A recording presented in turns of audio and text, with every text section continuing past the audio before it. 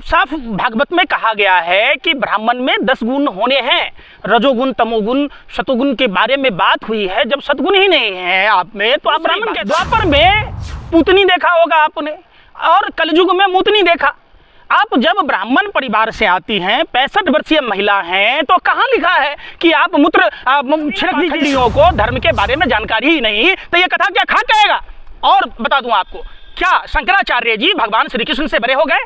क्या शंकराचार्य अभी मुक्तेश्वरानंद क्या वेद व्यास जी से बड़े हो गए? क्या महर्षि वाल्मीकि से बड़े? कृष्ण यदुवंश से थे। शुक्राचार्य की बेटी देवयानी का शादी यदु से हुआ। तो अगर उस समय जाति प्रथा होती तो शुक्राचार्य की बेटी देवयानी से महाराजा यदु की शादी कैसे होती? बड़े-बड़े कथावाचक चुप हैं। देखिए, ये कथावाचक सरकारी एजेंट हैं। ये नहीं चाहते कि चर्चा हो, न प्रदीप मिश्रा पर चर्चा हो, न वो रामभद्राचार्य जी कहते हैं राधा रानी हमारी भाभी हैं। कहाँ से भाभी हो गई? राधा रानी द्वापर युग में थे और आप कलयुग में हैं। आप खुद ब्राह्मणों को नीच और अधम कहते हैं और कहने वालों पर एफआईआर करा देते हैं। क्या आता होगा? वो पंडित है, पुजारी है, साधु है, संत है।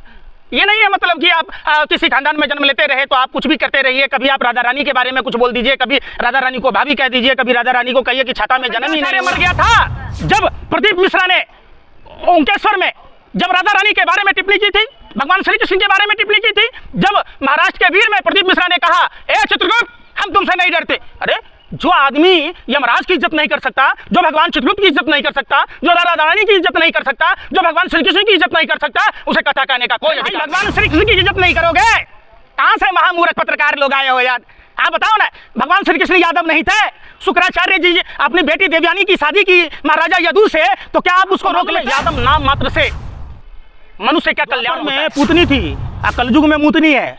देखिएगा, द्वापर में भी उस पूतनी का सर्वनाश किया था यदुवंश ने, और इस कलयुग में भी इस मूतनी का सर्वनाश करेगा यदुवंश, जो लोगों का पालनहार है, लोगों के कल्याण की बातें कहता है, जिसने चारों वर्णों को सर्वश्रेष्ठ बताया है, जिसने कोई भेदभाव नहीं की, कोई ऊंच नीच की बात नहीं की। समाज को जिस तरह से अपमान किया गया उसको किस तरह से देख रहे हैं? देखिए, सबसे बड़ी बात है कि धर्म की जानकारी इन पोंगा पंडितों को नहीं है। हिंदू सनातन धर्म में जाति का कहीं भी भेदभाव की बातें नहीं है। भगवान श्री कृष्ण खुद कहते हैं कि जो जाति के आधार पर अगर भेदभाव करता है वो मानव धर्म के खिलाफ है। भागवत का जब आप पढ़े नहीं, भागवत में लिखा है कि चारों वर्ण श्रेष्ठ हैं। वर्ण में साफ साफ भागवत में कहा गया है कि ब्राह्मण में 10 गुण होने हैं, रजोगुण, तमोगुण, शतुगुण के बारे में बात हुई है। जब सतगुण ही नहीं है आप में तो आप ब्राह्मण कैसा? दूसरी बात, द्वापर में पूतनी देखा होगा आपने और कलयुग में मूतनी देखा। आप जब ब्राह्मण परिवार से आती हैं, 65 वर्षीय महिला हैं, तो कहाँ लिखा है कि आप मूत्र छिड़क दीजिए? खुद मैं एक ही बात कहता हूँ उन पोंगा जो पाखंडी लोग हैं उनसे कि राजा शांतनु और सत्यवती के पुत्र थे वेद व्यास जी। वेद व्यास जी ने भागवत लिखी, तो वेद व्यास जी ने भागवत लिखी किस जाति से थे? ब्राह्मणी का मूत्र है। फिर वो सुन लो ना, गर्ग संहिता में ऋषि गर्ग लिखते हैं, यादवों के बारे में उल्लेख है, रामचरितमानस में है, आप भागवत पुराण में है। तो ये चीजें जो शंकराचार्य कह रहे कि नहीं सिर्फ ब्राह्मण ही ये कर सकता है, तो उनको मैं जानकारी दूं। नैमिषारण्य में जब सूत जी महाराज भागवत पान करा रहे थे, 88,000 ऋषि थे और उनसे जो भागवत करवाया वो सौरभ जी महाराज ब्राह्मण समुदाय से थे। तो सूत जी महाराज किस जाति के थे? ये कहीं नहीं लिखा है हिंदू धर्म शास्त्रों में। ये वो लोग हैं जो मूंछ रखने पर, घोड़ी चरने पर, घड़ा छू देने पर छुआछूत की बात कहते हैं। जो इटावा में हुआ, की बात नहीं मानेंगे शंकराचार्य कोई भगवान, मैं क्या, आप देखिए सुनिए, प्रदीप मिश्रा था, क्या बोला प्रदीप मिश्रा? यमराज, चित्रगुप्त, राधा रानी के बारे में छाता की नहीं थी। जब इन पाखंडियों को धर्म के बारे में जानकारी ही नहीं तो ये कथा क्या खा कहेगा? और बता दूं आपको, क्या शंकराचार्य जी भगवान श्री कृष्ण से बड़े हो गए? क्या शंकराचार्य अभी मुक्तेश्वरानंद क्या वेद व्यास जी से बड़े हो गए? क्या महर्षि वाल्मीकि से बड़े हो गए? भगवान श्री कृष्ण यदुवंश से थे। शुक्राचार्य की बेटी देवयानी का शादी यदु से हुआ। तो अगर उस समय जाति प्रथा होती तो शुक्राचार्य की बेटी देवयानी से महाराजा यदु की शादी कैसे होती? बताइए ना। इसका मतलब है ये जो पाखंडी लोग हैं ये सरकारी एजेंट के तौर पर हैं, इन्हें कोई कथा नहीं आता। ये राम कथा की बात कहते हैं। रामचंद्र जी 14 साल वनवास में चले, पैदल चले, रथ नहीं ले गए, चप्पल नहीं ले गए, खड़ाऊ नहीं ले गए, कुछ नहीं ले गए। पंकज जी, इस मुद्दे पर बाबा बागेश्वर, जया किशोरी, बड़े बड़े कथावाचक चुप हैं। देखिए ये कथावाचक सरकारी एजेंट हैं, ये नहीं चाहते कि चर्चा हो, न प्रदीप मिश्रा पर चर्चा हो, न वो रामभद्राचार्य जी कहते हैं राधा रानी हमारी भाभी हैं। कहाँ से भाभी हो गई? राधा रानी द्वापर युग में थे और आप कलयुग में हैं। आप खुद ब्राह्मणों को नीच और अधम कहते हैं और कहने वालों पर एफआईआर करा देते हैं। यादव राजनीति कर रहे हैं इस मुद्दे पर। कोई राजनीति नहीं है। मैं क्या कह रहा हूँ, समझदार लोगों को जागरूक होना चाहिए, उन्हें इन पाखंडियों का विरोध करना चाहिए। ये धर्म की ऐसी तैसी कर रहे हैं, ये सनातन को कमजोर कर रहे हैं, ये हिंदू विरोधी मानसिकता के लोग हैं। मैं क्या कह रहा हूँ, अगर सनातन में जो भागवत में लिखा है, भागवत आपने पढ़ी है? भागवत किसने लिखा? अरे किसने लिखा मैं पूछ रहा हूँ, किसने लिखा? फिर वही मुद्दा है। आपने भागवत में आप कौन सा श्लोक जानती हैं? सरकार मुद्दा नहीं बना रही, लेकिन आप जैसे लोग नहीं। देखिए धर्म के प्रति मैं भगवान चित्रगुप्त का वंशज हूँ। निश्चित तौर पर मेरे खून में न्याय है और वर्ण व्यवस्था सुचारू रूप से चालू हो। चारों वर्ण श्रेष्ठ हैं, कोई उसमें छोटा बड़ा नहीं है। जो में गुण होगा, आप समझिए, जिसमें गुण होगा, जो शास्त्र का ज्ञाता होगा, वो पंडित है, पुजारी है, साधु है, संत है। ये नहीं है मतलब कि आप किसी खानदान में जन्म लेते रहे तो आप कुछ भी करते रहिए। कभी आप राधा रानी के बारे में कुछ बोल दीजिए, कभी राधा रानी को भाभी कह दीजिए, कभी राधा रानी को कहिए कि छाता में जन्म ही नहीं हुआ। लेकिन रेणु तिवारी तो कह रहे यादव समाज की महिला को नंगा करके घुमाना चाहिए। कौन? रेणु तिवारी, वही महिला। ऐसे सभी लोगों को, ये मूतनी को, जिस यदुवंश ने पूतनी का वध किया, उसी यदुवंश ये मूतनी को ठिकाना लगाएगी। अच्छा, भड़का रहे हैं आप। नहीं, बिल्कुल गलत है ये, गलत है ये। आप अगर यादव समुदाय की बात कहते हैं तो आप गर्ग संहिता पढ़िए, आप पढ़िए भागवत गीता, आप पढ़िए रामचरितमानस। इसका मतलब आपको जानकारी नहीं है। आप उपनिषद पढ़िए, आपको जानकारी नहीं है।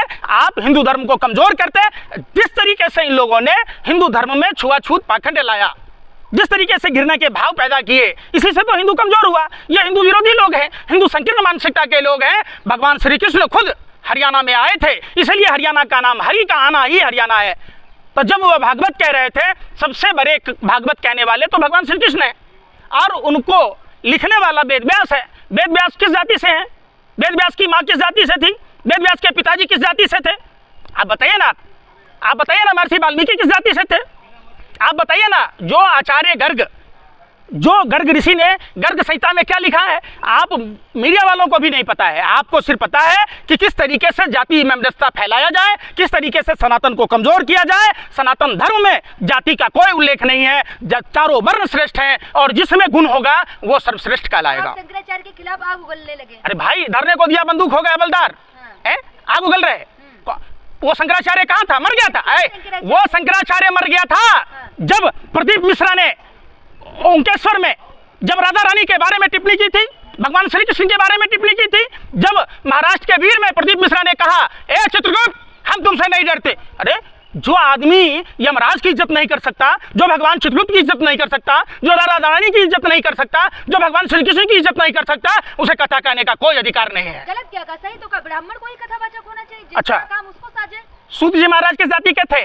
बनाई। अरे भाई, सूत जी महाराज से जिसने भागवत कराया वो सौरभ महाराज ब्राह्मण थे, लेकिन उन्होंने सूत जी महाराज से भागवत कराया और 88,000 ऋषि महात्माओं ने नैमिषारण्य में भागवत पान किया। तो क्या वो गलत था? क्या वेद व्यास आज इस कलयुग में होती, अगर वेद व्यास जी होते तो उनको भागवत नहीं लिखने दिया जाता।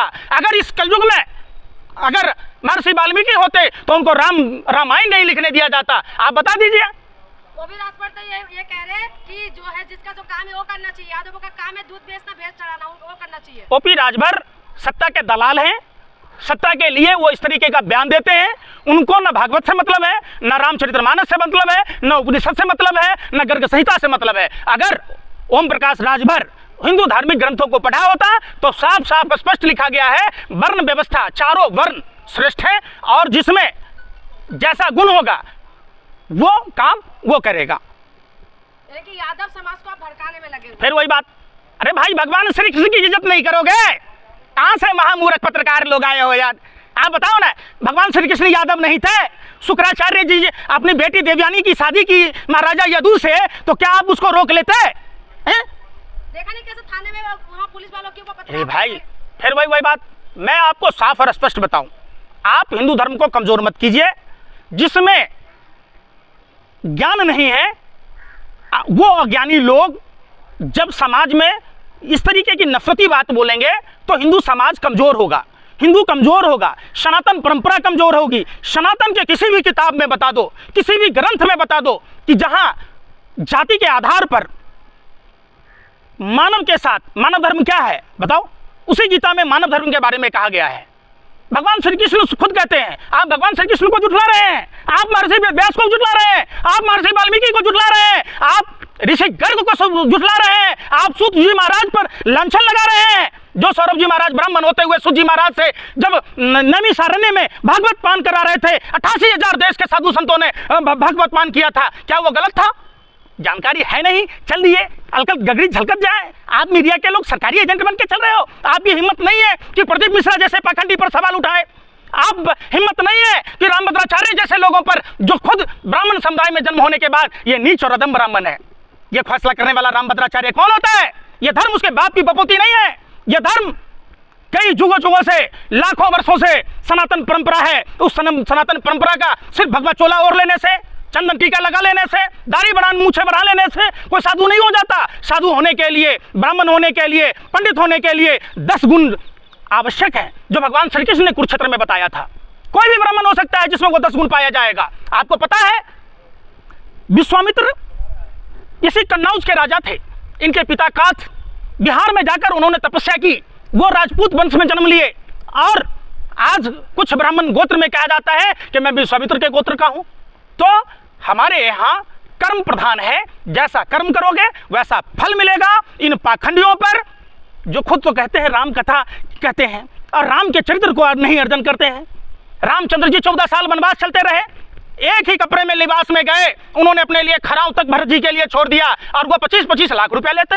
वो महंगे महंगे चार्टर प्लेनों पर चढ़ते, महंगी महंगी गाड़ियों में चलते, महंगे महंगे एप्पल फोन रखते।